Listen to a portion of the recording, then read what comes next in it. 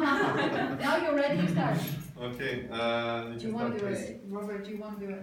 I'm sorry? Do you want to do it now? Yeah, I want to do it. It's fine. Very good afternoon, ladies and gentlemen. My presentation today, I will start with two questions. One is considering all the men's. But the men's question is, imagine you have a wife who is asking you, how do I look like in a dress? And she is like huge. What are you going to tell her? The truth? Or are you going to tell her you're looking amazing? Black. Okay, for the girls, question. If you're a grandmother, spent like 100 hours making a handmade sweater, and she bring you for the birthday, and you really don't like it, what are you going to tell her? Knowing that she spent that much time. Oh, that's fantastic. I love it. I love it. What's going to tell her? You like it, of course. So, you're going to lie. Okay, so in my presentation, I will start. I'm going to talk about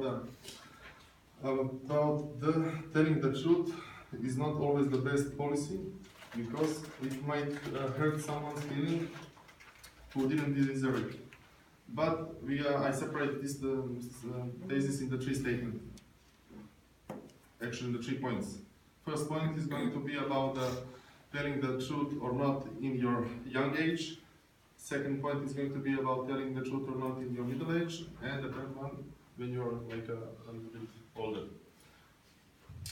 Example, when you're very young, you're a small child, and your parents are telling you stories about the Santa Claus, about the Tooth Fairy. Did you believe those stories? Yes, of course. So, now, from this perspective, what do you think? So the parents should tell you the truth in that moment? No, of course not. Because they will spoil your surprise. After, when you grow up a little bit, let's say you're going to the university, you start to do some sport. How many of you did some kind of sport? I know already a few of them. Okay. I don't think so you've been very good in that, because otherwise you wouldn't be here. But your coach, did he tell you ever, you're not so good, please change it, go to another sport?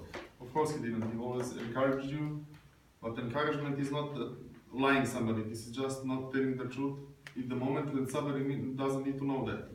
How he could continue doing what he likes to do.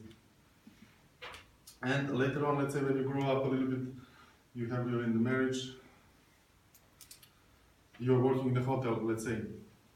You're a manager in the hotel. When you have customers who are not really nice to you, when they're a little bit more demanding than you're expected for them to be, are you going to tell them, you're very nice, we